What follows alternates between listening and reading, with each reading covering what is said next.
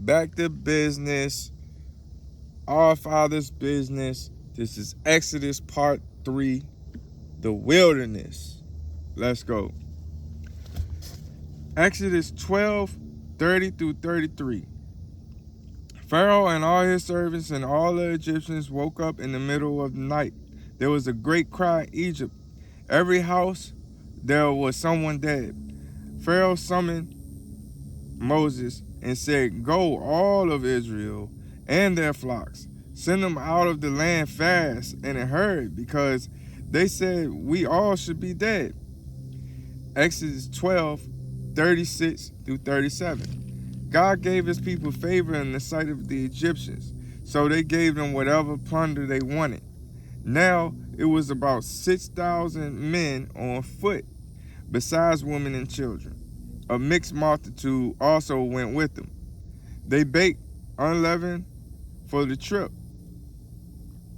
It was 430 years the people of Israel lived in Egypt. And at the end of the 430 years, that very day they went up out of the land of Egypt. Exodus 12, verse 51. That very day God brought the people of Israel out of the land of Egypt. Exodus 13:2. God told Moses that all the firstborn among the people of Israel, both man and beast, is his.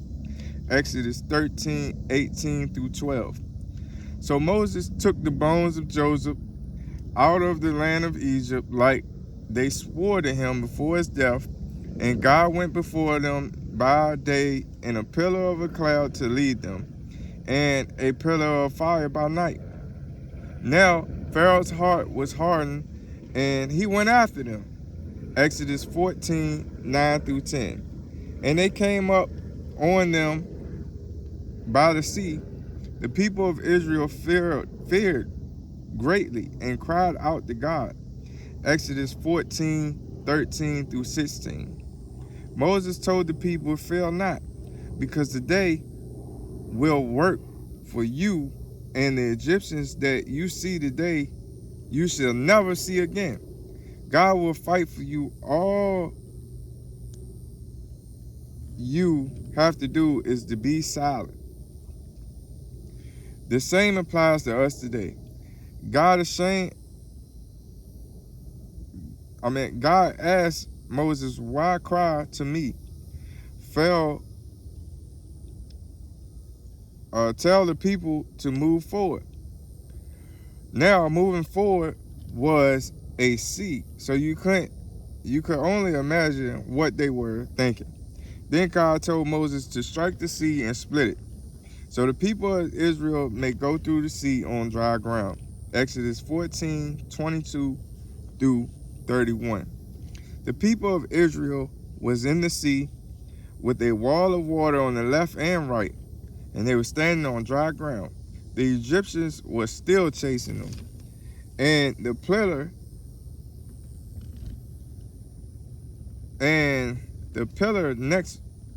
the next morning threw the Egyptians into panic, clogging the wheels of the carriage wheels. Then they said, "Let us flee from Israel. God fights for them." But the waters came back and returned to normal. All the Egyptians was overtaken by the water, and all of them that followed them into the sea died. Not one of them remained. God saved Israel that day. Israel saw the Egyptians dead on the seashore, and they seen great power that God used against the Egyptians. So the people feared God. They believed in God and Moses. Then Moses and the people of Israel sang a song to God. Exodus 15:22 through 27. Now they went from the sea to the wilderness. They went 3 days and found no water. They came to a spot of water, but couldn't drink it because it was bitter. Then God told Moses, throw a log in the water. It became sweet. There God made a statue and a rule, and there he tested them. God said, if you will listen to my voice of God, and do what is right in the eyes of your God, and give ear to his commandments, and keep all his statutes, I will put none of these diseases on you that I will put on the Egyptians, for I am God your healer. Then the people of Israel came to Elam, where there was 12 springs of water and 70 palm trees. They had camped there by the water.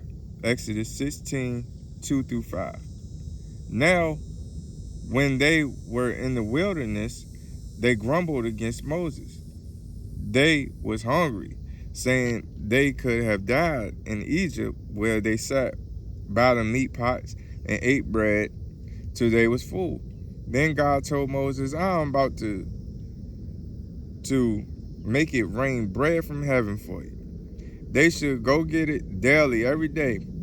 God would test them to see if they will walk in his laws or not.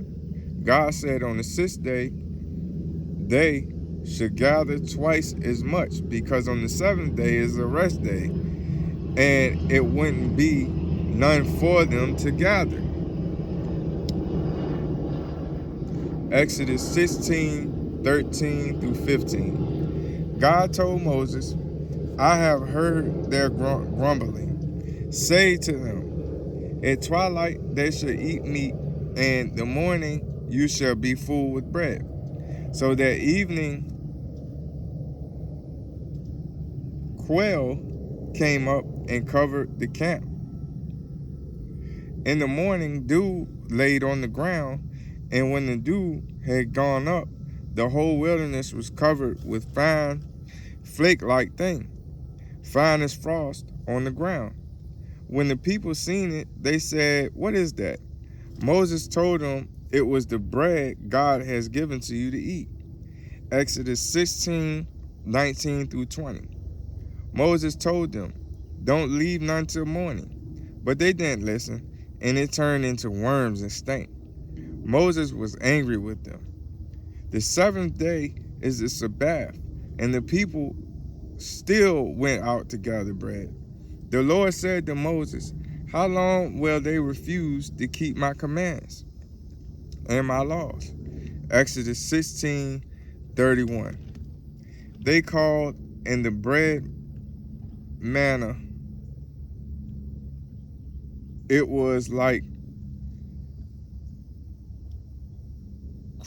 crane corridor seed, white, and tastes like wafers made with honey. Exodus 16, 33 through 35. God said, take some manna, put it in a jar, and save it for all generations for a testimony. The people of Israel ate manna 40 years till they came to a habitat land. So the people of Israel moved little by little, but there was no water to drink, and they grumbled against Moses. Exodus 17, 1 through 7. God told Moses, take some of the elders with you, and take your staff and stand before the rock. Strike it so the water will come out, and all the people will drink. Moses did in the sight of the elders. Did this because they kept testing God, saying, is God with us or not? Then Amalek came to fight Israel. Exodus 17, 11 through 14. When Moses held his hands up, they was winning. But when he lowered his hands, they started to lose fight. Now his arms was tired, so they held his hands up. So they helped him hold his hands up till the sun went down. The people of Israel won the fight. God told Moses to write this as a memorial in a book and recite it in the ears of Joshua, that I will blot out the memory of Amalek from under the heavens. Then Moses' father-in-law came with his wife, Moses' wife, and kids to meet him in the wilderness.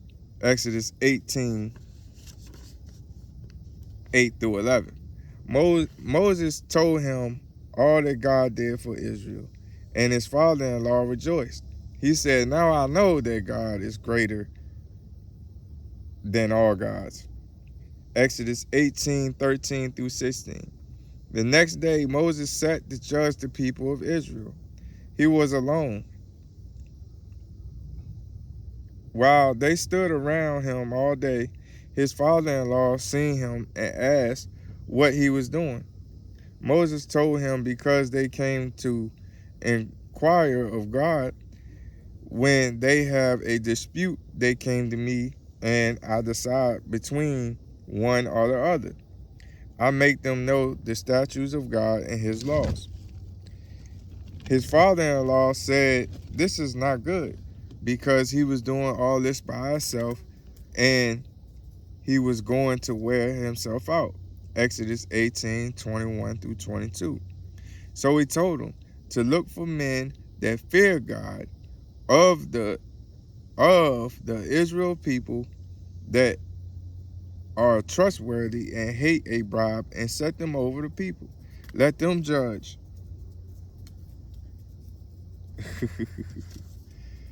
Let them judge the people at all times, but every small matter let them judge for themselves, and every big matter they should bring to you, so it will be easier for you. So Moses listened to his father-in-law and did what he said. Exodus chapter 19, 2 through 5. Then God told Moses, "I am coming to talk to you in a cloud, that the people may hear when I speak to you." Exodus 19, 9 through 12. So Moses set limits, because if they came that the people may hear, so Moses set limits that they came to the mountain, they would die. Exodus 19, 15 through 22. Then it was a thunder and a lightning that the whole camp trembled. Moses took the people out of the camp to meet God at the foot of the mountain.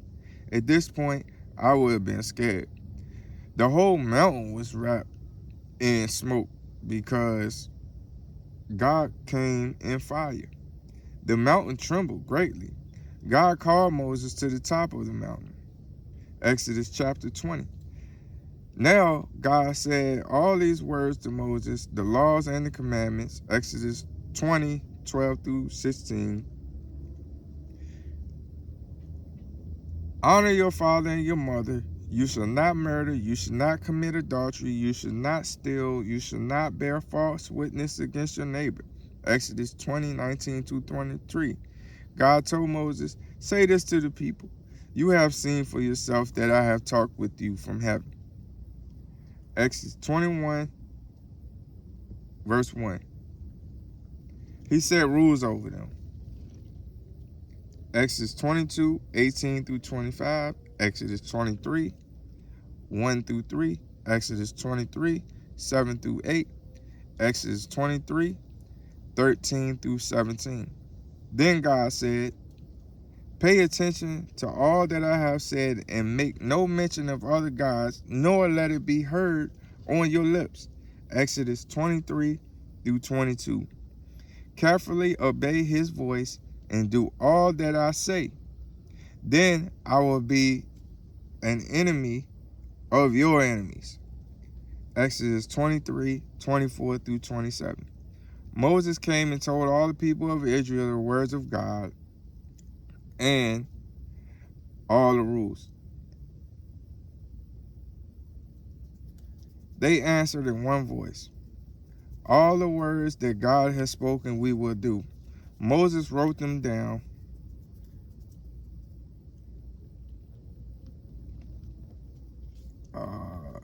on tablets, which he wrote the law and the commandments for their instruction. Exodus 24, 17 through 18. Moses went up on the mountain with God 40 days and 40 nights. So that's Exodus part 3 in the wilderness. And that's a lot. But at the end, that's where God has given the commandments to Moses to write.